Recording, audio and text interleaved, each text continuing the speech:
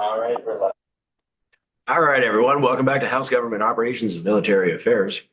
We are picking up work on reviewing a couple of sections in S323, an act relating to miscellaneous agricultural subjects.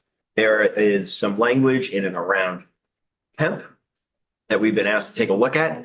And joining us right now is the reporter of the bill, one of the primary shepherds, and world-renowned agrarian himself. How you doing, Representative? Good. Representative Richard Nelson from House Ag. So due to the fact that the United States Senator decided to throw his state's hemp industry under the bus to protect his state's bourbon industry, they've made new. Perhaps? What? Kentucky, perhaps? Perhaps. Which has started an infight between the two senators from that great state. Correct. There's new federal language coming down on hemp,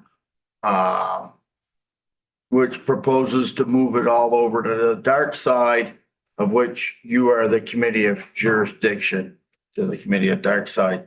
If I may ask, Ledge Council Showman, is we on draft number 1.1? for the Senate bill, That, the amendments we brought to it, the amendments for hemp is 4.1. 4.1. Do we have that? Why don't I have that? You have that? We have that. Excuse We me, got it. we do not have 4.1. Yeah, we're looking at it right now. Okay, All right. Sorry. Okay, one at a time. We're still table discipline. Okay, let me come over. The GovOps on here. Right there, the agenda. it's under today's. Is that on today's date? Yep. Refresh, sorry. Bradley Showman, draft Point one. 1.1. The Perfect. first one blows down, it does. Thank you. So the first two sections are just some clarification, straighten out chapter numbers, section numbers. The first section was a little bit statement of purpose, just housekeeping stuff. In the third sections where we get into a little meat of the bill,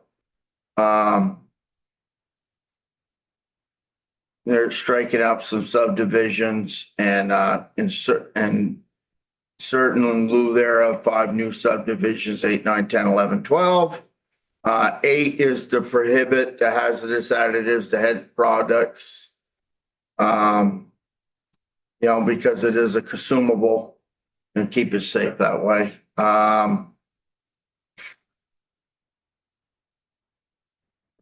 Now 9 is where we get a little more meat of the bill, and it talks about hemp products that contain more than 0.4 milligrams of THC must be restricted to sales to people over 21 years of age, or restricted for sale to persons under 21 years of age, or restricted to the sale of 21 and over, adults, if you will.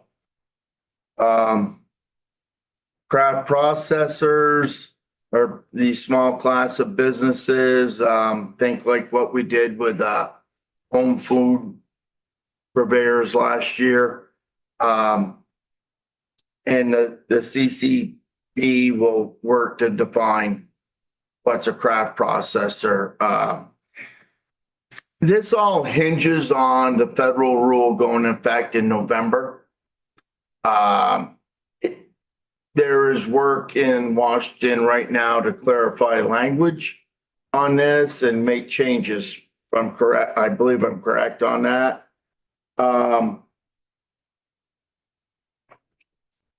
That being said, we still are moving hemp over into the CCB to control it for all the things that hemp isn't. So think of hemp as non-intoxicated products. And you can distill hemp and distill it and do different things to it to move it into the adult market. If it's going to be an adult market, it needs an adult to oversee it. So that would be the CCB. So you got the craft processors, section, line 8, I'm on page 2. Line 8, number 11 is to waive or reduce licensing fees for craft processor applicants. Pursuant to rule or ready accessible policy, or to exempt, number 12 is exempt certain product categories from the requirement to register under this product.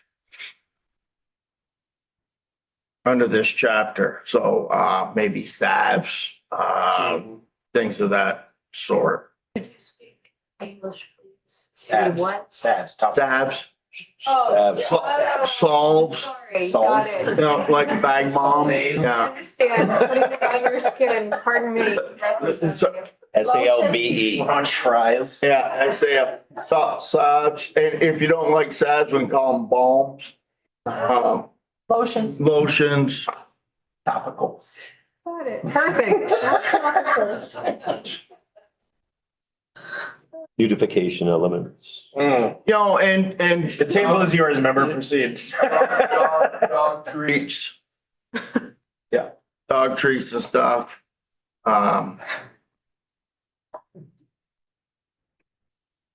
We were having a robust discussion on rabies and vaccinating of cattle and sheep upstairs, by the way, and you dragged me out of it, kicking and screaming. I recommend a topical. You know, use topicals for rabies. And then the 4th section, establish requirements for licensure of processors of hemp derived process intermediaries and hemp products. So when you grow hemp, you have a benign plant, non-intoxicating. And then you press the oil out of it and you come up with a crude. And the crude is theoretically non-intoxicated. From there, they distill it by different processes, and they create the intermediaries or the hemp distillate. That hemp distillate, by the nature of removing a bunch of stuff from it, drives the THC up in that product. So this allows hemp processors to hold those intermediaries legally until they turn it into their final product. I think I got that right, Chairman. Council. This will allow the use of processing facilities and equipment. The board shall adopt rules to allow the equipment to be used for creating these distillates or the intermediaries. That's very expensive equipment. So a lot of these craft hemp people don't have that equipment. They don't own it. It's economically prohibited to own it, but they can go to a cannabis processor that has it, that can extract the product. So we want the CCB to come up with rules on how that would go forward without cross contamination. So, liken it to milk. When you have milk that comes out of the cow, it's typically now running about 4.1, 4.2 butter fat on a Holstein cow and 3.2, 3.4 protein. And you want to make skim milk, 2%, whole milk. You want to sort out the cream to make half and half or ice cream or what have you and whatnot. But not every dairy farm owns that equipment. So you send it to a central processing plant. And when they're making chocolate milk, they have to have a break in a line. So they make chocolate milk and then they clean and then they go back to making whole milk, if you will. So there will be a set of rules drawn up by the CCB to allow these processors to process cannabis maybe some days and then have a break, clean out, and then process hemp for whatever run they gotta do for the hemp people. Then the intermediaries from that, the hemp, the distillate will go back to the hemp processors to be held.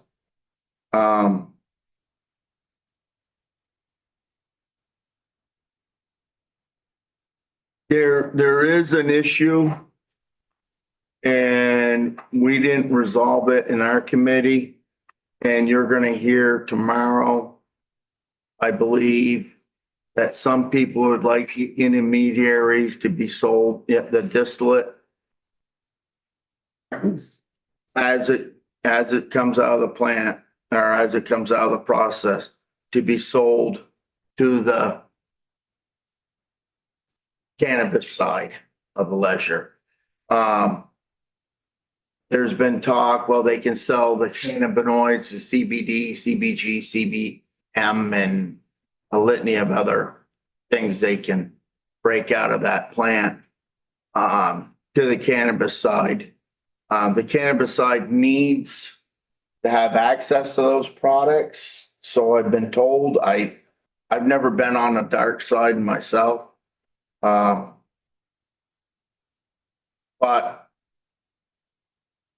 I've also been told that if they want to go from making whiskey to light beer, using the hemp, the full spectrum distillate or intermediaries is a great way for them to lower their THC in their products.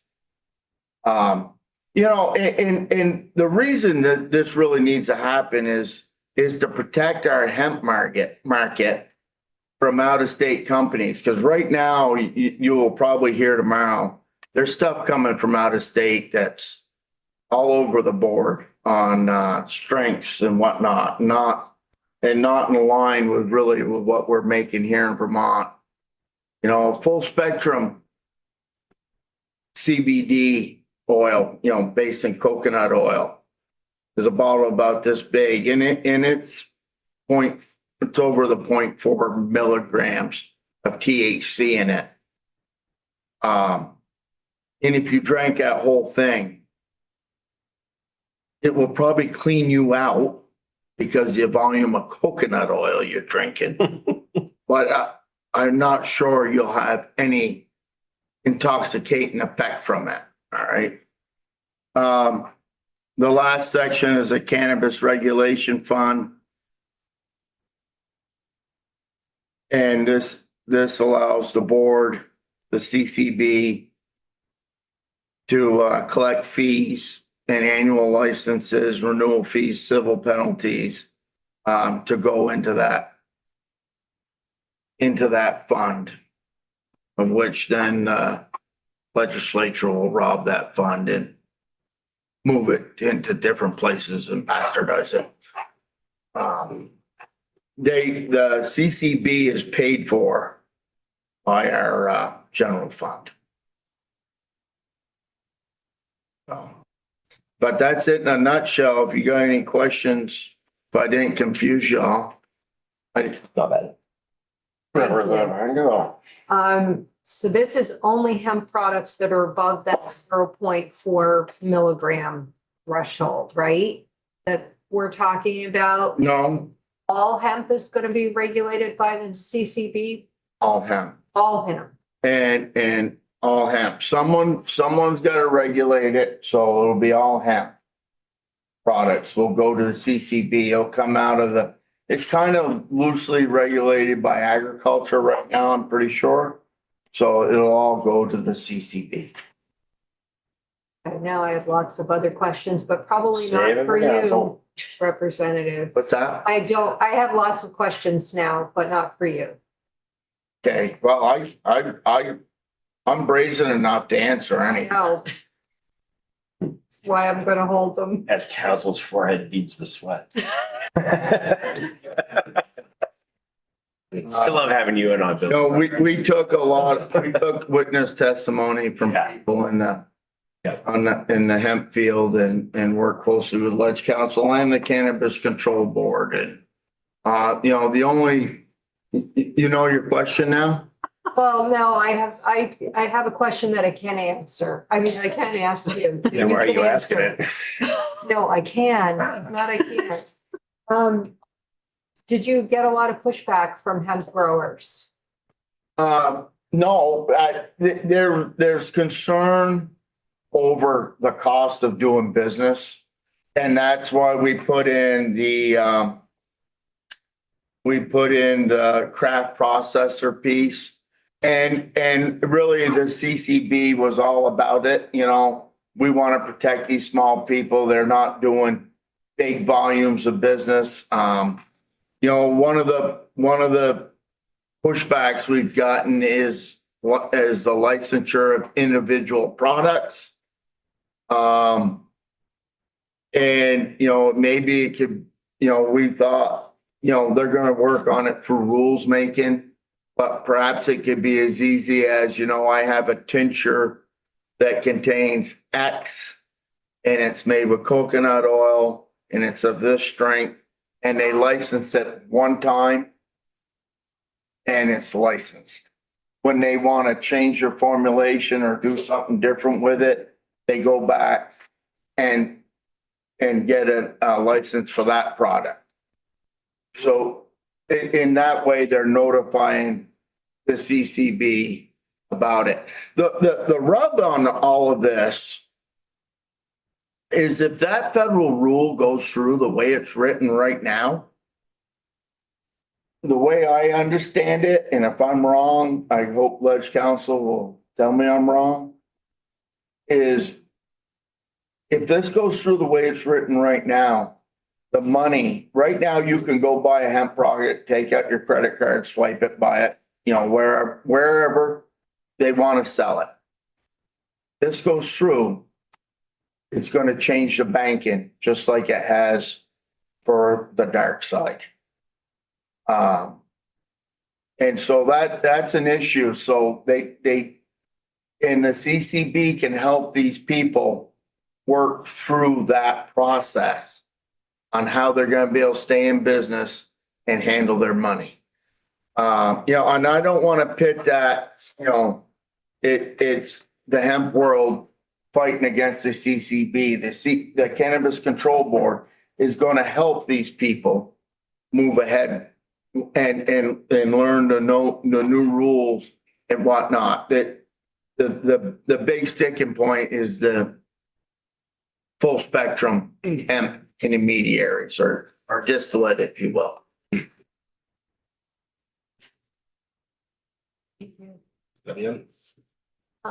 Yeah.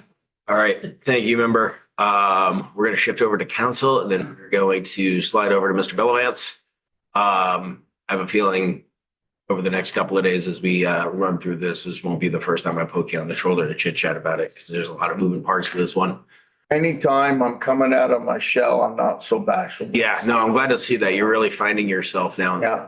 Yes, Can I go back upstairs to the committee of fun? you are released, sir. Go take care of the rabies problem. With the staff. Yeah, totally.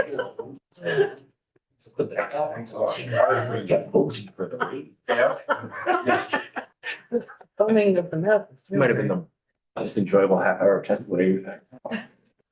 Council, how are you? Good.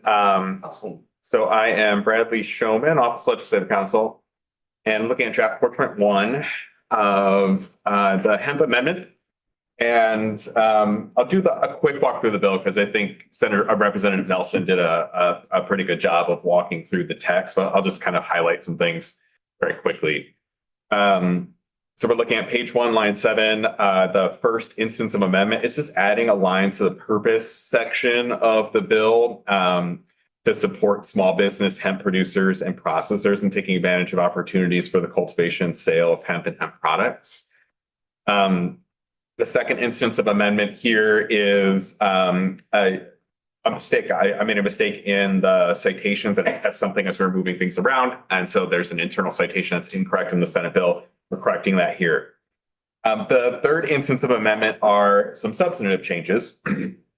Number 8 and 9, so 8's at the bottom of page 1, 9's at the top of page 2, are in the Senate bill as passed. And Representative Nelson went over these, but it includes advertising and sale for hemp to people over age, to minors. And number 9 is the linchpin here, specifying when a registered hemp product that contains more than 0.4 milligrams of THC must be registered for sale to people 21 age or older.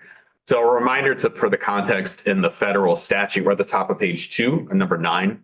A reminder for the federal statute, the federal law that's currently in place that will go into effect November 1st without changes, if there's not a change.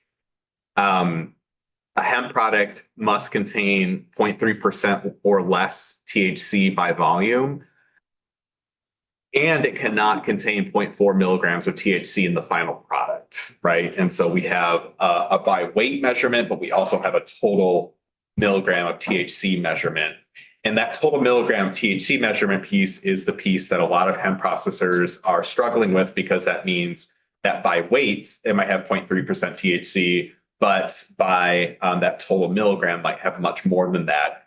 If the federal law goes into effect as written, those products would be cannabis, right? They would not be hemp products. They have more than 0.4 milligrams of THC in them. They would not be hemp products anymore. They would be cannabis products.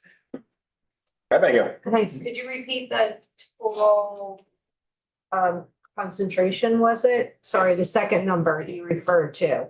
The concentration as a percentage is 0.3% THC by weight, and then 0.4 milligrams THC total in the final product. Is that the total like resale package or the portion within it? The key Total packet, total final product. Yeah.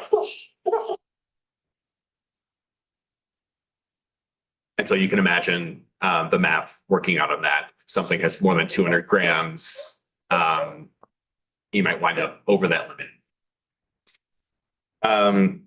And so those products would be cannabis, and they would no longer be lawful in interstate commerce. And so this would direct this does direct the Cannabis Control Board to consider rulemaking. So it doesn't require rulemaking, but it asks them to consider rulemaking for these hemp products and how to register them for sale and how to deal with that, because those formerly hemp products would now be considered THC if they more than those hemp products would have more than 0.4. If they have more than 0.4 milligrams of THC, they're now cannabis, as far as the federal government is concerned. And that would be an issue for those hemp processors, because like Representative Nelson said, you run into banking issues. You shouldn't be able to buy them at a regular store. You only be able to buy them at a licensed operator, or under certain circumstances that the board allows cannabis to be sold. But that's the rub. And so 10, 11, and 12. Number 10 addresses some other concerns Representative Nelson spoke about. There are increased fees in the bill, in the Senate Bill 323. Growers get a $100 fee, processors get a $500 fee, who take the crop and turn it into a product, and then each product has a $75 fee related to it. So there are increased fees in the bill for hemp, the hemp business.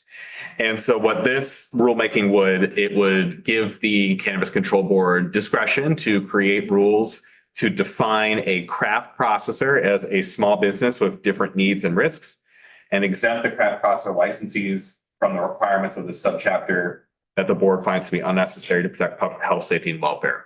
And so for smaller businesses, which is left to the Cannabis Control Board to define what small is. So there's no instruction from the legislature here on that. They could be exempt from certain requirements. The Cannabis Control Board could waive or reduce licensing fees for craft processors. And then number 12, exempt certain product categories from the requirement to register under this chapter. And so number 12 would be exempting certain product categories, full sale, whatever those would be up to the Cannabis Control Board's discretion. And so as you can see, 10, 11, and 12 give the Cannabis Control Board a great amount of discretion to define what these terms are, to define this scheme for processing or for determining license fees and exempting product categories that are not in statute. And so one thing to consider would be, whether the legislature would like to put guardrails or more guidance for the Cannabis Control Board to define these terms. And if so, how might it do that? It's a thing for the committee to consider, but those are policy choices to delegate that entirely to the CCB with minimal instruction or to give increased instruction. Instance number 4 of amendment, we're on line 12, moving down to B on 15, 16, 17. This would require the board to establish requirements for licensure of hemp processors of hemp-derived process intermediaries and hemp products.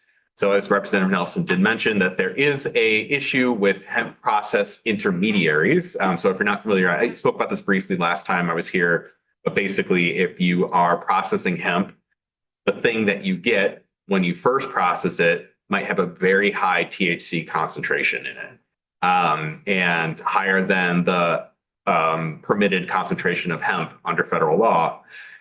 And so currently under rules from the Agency of Agriculture, hemp processors can transfer and sell that to other hemp processors, but you can't do that to cannabis processors. So that's a thing for the committee to consider, whether to permit that or to give rulemaking authority for that. But the hemp process intermediary, it is lawful to have. There is a safe harbor provision to have it, and would not be considered cannabis in having it. But the sale of it outside of the regulatory scheme, it would be considered cannabis if it has a higher THC concentration. Number 2 is, as Representative Nelson mentioned, regulating the use of processing facilities to permit the use of processing of hemp and processing of cannabis in the same facilities. Number 5 is the last instance of amendment. Would be to permit the Cannabis Control Board to collect fees and deposit them into a fund that they already have. And that's the amendment. Okay. Questions for council about the words on the page? Renago.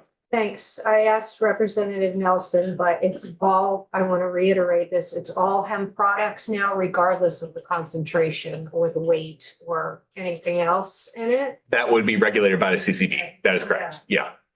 And obviously, it's a policy choice of the Ag Committee that they're leaving all of this rulemaking up to the CCB. Is that? That is where they've landed. They're open to feedback from this committee and other members on that piece. This may be a question for more knowledgeable witnesses, perhaps the CCB itself, but how this concentration of this higher concentrate hemp compares to what we know as cannabis. Like, I don't know what I'm comparing. Okay. I know it's apples and oranges, but I don't know, are they tiny apples and big oranges? Okay. I'm not sure. What Okay. we're So comparing here. I can answer this question, but it would also be a good question to answer the Cannabis Control Board. So there's 2 things that we're discussing here when you raise that issue. One is the process intermediary. And that is this is where my knowledge breaks down stuff, I'm going to say, that you get the distillate. There we go. That you get when you process hemp, and you have it, it's the intermediary process before you make it into a product. And that distillate has a higher THC concentration. How high that is, whether we're talking,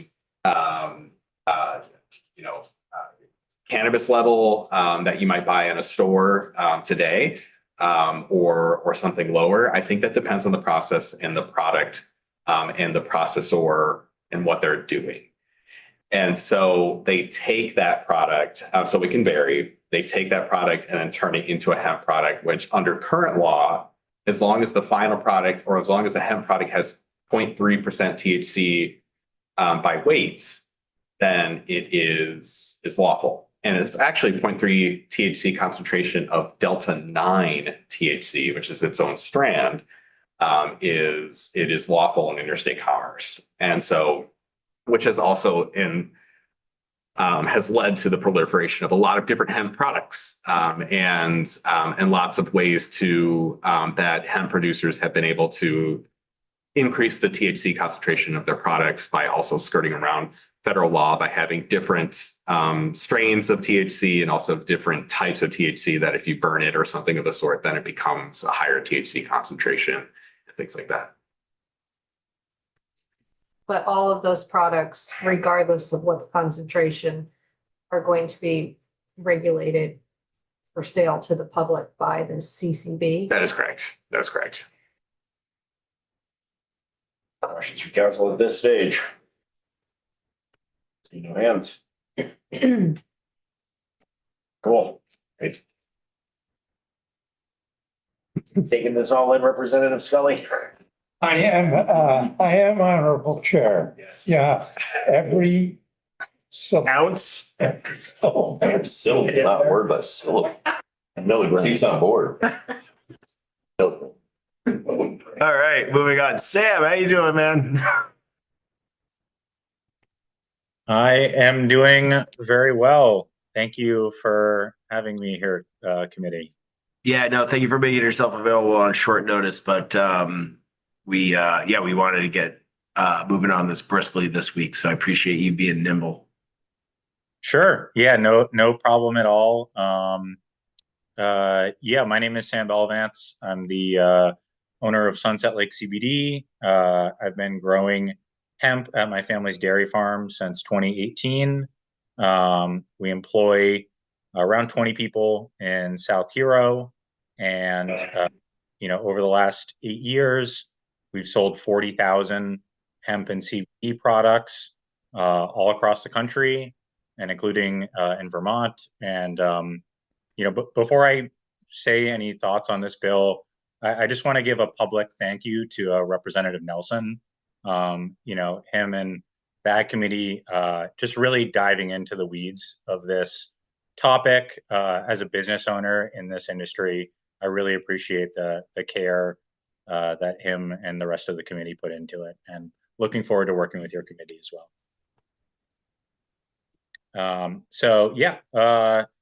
As far as the current draft of the bill here, I think it does address a lot of the concerns I had. Again, as a small business owner, really what I'm seeking more than anything is stability, so I can keep my business going, keep sales going, keep our employees on payroll. As Representative Nelson mentioned, we are dealing with a pretty tumultuous environment at the federal level. So really what we're trying to do is create a stable market here in Vermont. So whatever happens at the federal level, whether this bad legislation is enacted or whether it gets repealed or whether it gets kicked down the road, at least producers such as myself have a safe haven here in Vermont. And I think this bill does do a lot of good to that end. I think putting all of hemp under one agency does make sense. And I do think the folks at the Cannabis Control Board, from my perspective, do have the knowledge of the nuance of this topic. So I do think putting it in the board's hands is an appropriate decision. And it certainly makes things easier for myself to deal with one agency as opposed to multiple agencies. Two quick comments on things that could potentially be improved here in the bill. We've talked a lot about the process intermediary. I think other than just addressing the mere possession, I think getting some clarity around the sale of that intermediary to cannabis businesses would be important. I know for me as a hemp farmer, I do have cannabis companies reach out to me asking to buy CBD oil, the raw distillate. And generally the reason they're reaching out to me is because they're trying to make a product that is less potent. So that is a key thing to understand. This intermediary is used to dilute THC oil. So to give you some numbers to work with, like raw THC cannabis distillate is usually 80% THC. the intermediates that I'm working with are usually 2 to 3% THC. So we are talking about something that is much, much less potent and much less intoxicating. So I think getting less intoxicant ingredients into our cannabis marketplace, I think is a noble and worthy cause.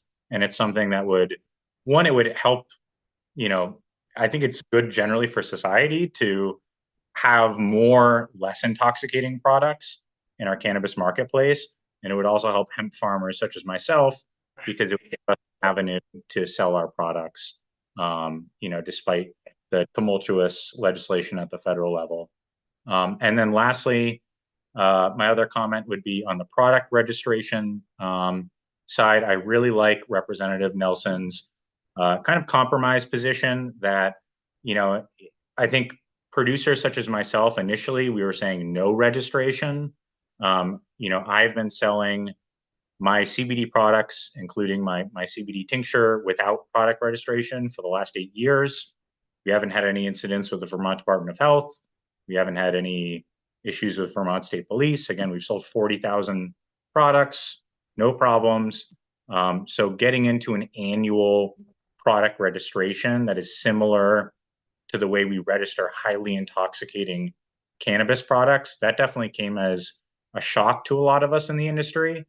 That being said, I understand that the Cannabis Control Board wants to create roadblocks for bad actors, specifically selling dangerous products from out of state.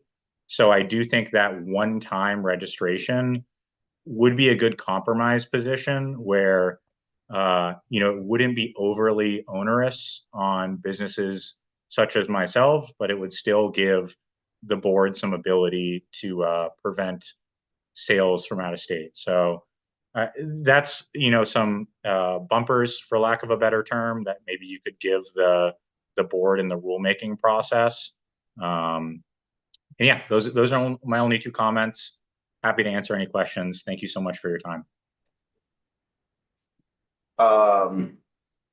Okay, so like a little bit of like a massage with the rules language in and around the product registration.